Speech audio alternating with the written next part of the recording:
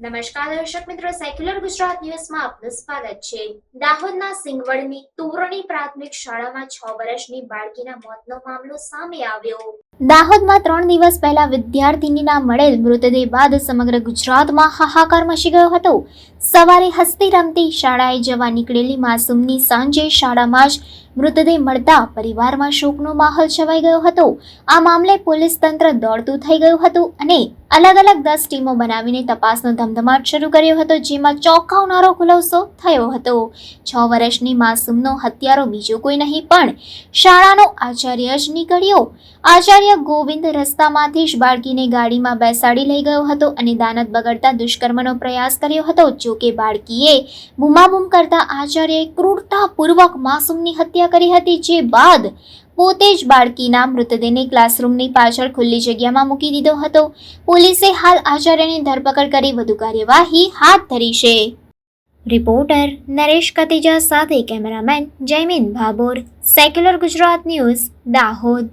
તારીખના રોજ સાંજના 6:30ની આસપાસ જે તોરણી ગામની પ્રાથમિક શાળાની કમ્પાઉન્ડ વોલ પાસેથી શાળાના પ્રેમાઇસીસમાં જે બાળકી ધોરણ 1માં અભ્યાસ કરતી બાળકીની લાશ મળેલી, તે બાબતમાં એમનું પોસ્ટમોર્ટમ કરાવેલ। બીજે દિવસે પોસ્ટમોર્ટમ રિપોર્ટ આવતા તેમાં ધ્યાન પર આવેલ કે સ્મોધરિંગથી બાળકીનું મૃત્યુ થયું છે, મતલબ એનો શ્વાસ રૂંધી દેવાના કારણે બાળકીનું મૃત્યુ થયું છે। આ પ્રાઇમરી કોઝ ઓફ ડેથ મળતા પોલીસે એ દિશામાં તપાસ ચાલુ કરી। તમામ ટીમો LCB, SOG, સ્થાનિક PI, પ્રોબેશનર ડીવાયએસપી તમામ અલગ અલગ 10 જેટલી ટીમો આમાં બનાવવામાં આવી।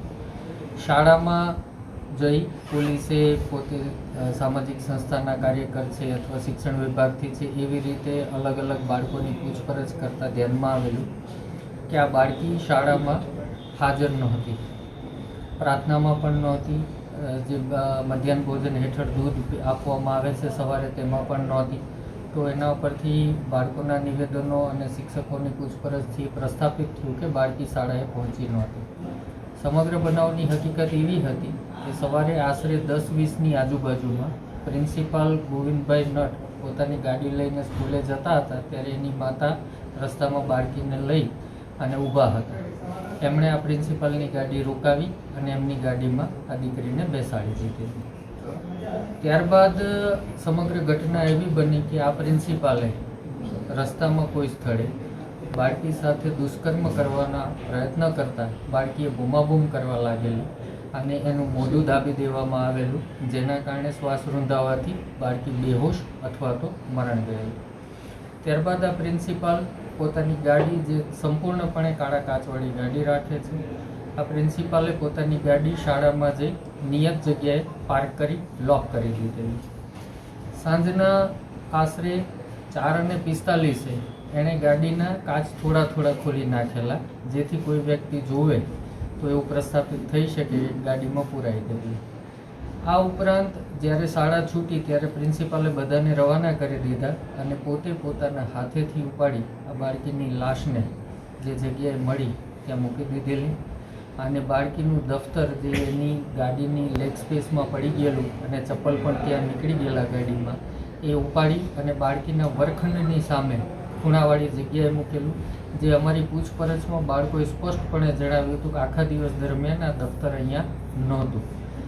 આ તમામ હકીકતો ધ્યાનમાં આવતા તમામ શિક્ષકોને અત્રે લીમખેડા પોલીસ સ્ટેશને સઘન અને સતત પૂછપરછ કરેલી અને તમામ ટેકનિકલ ડેટાનું એનાલિસિસ કરતાં પ્રિન્સિપાલ કબૂલાત કરેલી અને ભાંગી પડેલા અને એણે જે પહેલાં સ્ટોરી કરતા હતા કે મને ખ્યાલ નથી, મેં ઉતારી દીધી હતી, એ જ પ્રકારની વાત કરતા હતા, એ તમામ બાબતોમાં સત્ય સામે આવ્યું અને આ સંપૂર્ણ કૃત્ય પ્રિન્સિપાલ દ્વારા કરવામાં આવેલું હતું અને તેમના દ્વારા આ રીતે આ દીકરીની જે લાશ છે એનો નિકાલ કરવામાં આવ્યો છે।